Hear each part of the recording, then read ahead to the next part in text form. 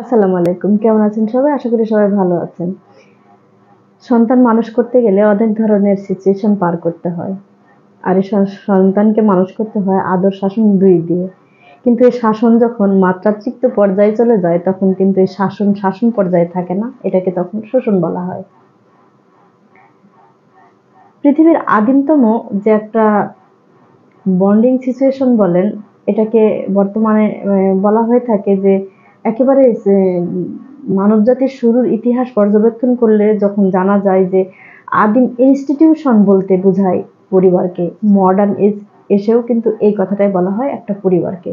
কিন্তু সেই পরিবার যখন একটা সন্তানের জন্য, একটা শিশুর জন্য যদি নিরাপদ না হয়, নিরাপদ ঠিক না যে অভয় আশ্রম যেটাকে বলা হয় যদি না হয়, তাহলে ব্যাপারটা দিনকে দিন আসলে নেতিবাচকের দিকে চলে যায়।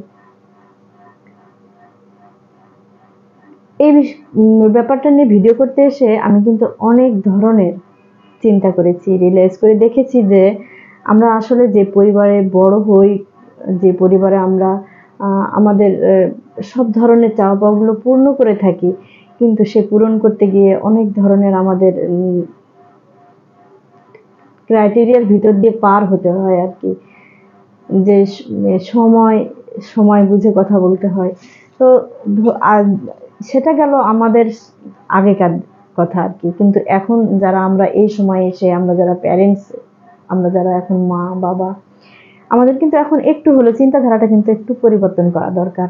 আমাদের পরবর্তী জেনারেশনের জন্য একটা কিভাবে সুন্দর একটা ভবিষ্যৎ গড়ে দেওয়া যায়, এটা যে শুধু শাসন দিয়েই হয় তা কিন্তু না। যখন দেখা যায় যে একটা সন্তানকে অতিরিক্ত শাসনের ভিতরে আমরা রেখেছি, এটা করো না, সেটা করো না, হ্যান করো না, ত্যান করো না, এ ধরনের যখন একটা বন্ডিং এর ভিতরে তাকে যখন একটা প্রেশারাইজড করে রেখেছি, তখন কিন্তু সেই সন্তানটা আস্তে আস্তে আত্মবিশ্বাস হারিয়ে ফেলে।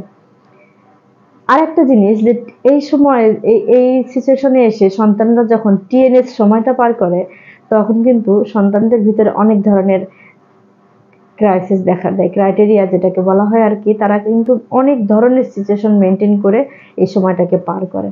কিন্তু মজার বিষয় হচ্ছে, যেহেতু আমরা এখন সভ্য জাতি, আমরা বিভিন্ন প্রতিষ্ঠানে যাই, স্কুল, কলেজ, ইউনিভার্সিটি, সব জায়গাতে যেহেতু আমাদের সন্তানদেরকে বিচরণ করতে দিতে হয়, কিন্তু সেখানে তার সঙ্গী সাথীর কিন্তু অভাব নেই। আর সেখানে কিন্তু তারা যা করার তা কিন্তু ঠিকই করে। কিন্তু ঠিক তাদের সঙ্গে আপনার একটা আত্মিক দূরত্ব থাকার কারণে তারা কিন্তু আস্তে আস্তে মিথ্যার দিকে ধাবিত হয়। তারা মিথ্যা বলার প্রবণতাটাকে নিজের হ্যাবিটের ভিতরে হ্যাবিটের ভিতরে আর কি নিতে থাকে। এটা নরমাল সিচুয়েশনে চলে যায়। তারা যে কোনো মুহূর্তে আপনার সঙ্গে যে কোনো একটা সিচুয়েশন কিন্তু সুন্দরভাবে গুছিয়ে কিন্তু মিথ্যা বলে পার হওয়া শিখে যায়। হ্যাঁ, এটার জন্য কিন্তু আপনি দায়ী, আমি দায়ী, আমরাই দায়ী। কারণ আমরা কিন্তু তাদেরকে শুধু শাসনই করেছি। কারণ একজন থেকে পানি গেলে তাদেরকে খোঁচা মেরে শাসন করে রেখেছি যে কেন এটা করেছো, জবাবদিহির ভিতরে ফেলেছি। কিন্তু মানুষ তো, আর যেহেতু সন্তান ছোটবেলা থেকে বড় হচ্ছে, সে তো সবকিছু শিখে দুনিয়াতে আসেনি। সে শিখতে শিখতে বড় হবে, এটাই স্বাভাবিক। ভুল ভ্রান্তির ভিতর দিয়ে সে বড় হবে, সেটা আদব কায়দা হোক আর কাজকর্ম হোক, সবটাই। আমরা যদি সেটা যদি ছোটবেলা থেকে শুধরে না দিয়ে, যদি শাসনের চোখ রাঙানো দিয়ে যদি তাদেরকে বড় করার চেষ্টা করি, তাহলে ফলাফল কি আমরা সেটা অহরহই দেখতে পাচ্ছি।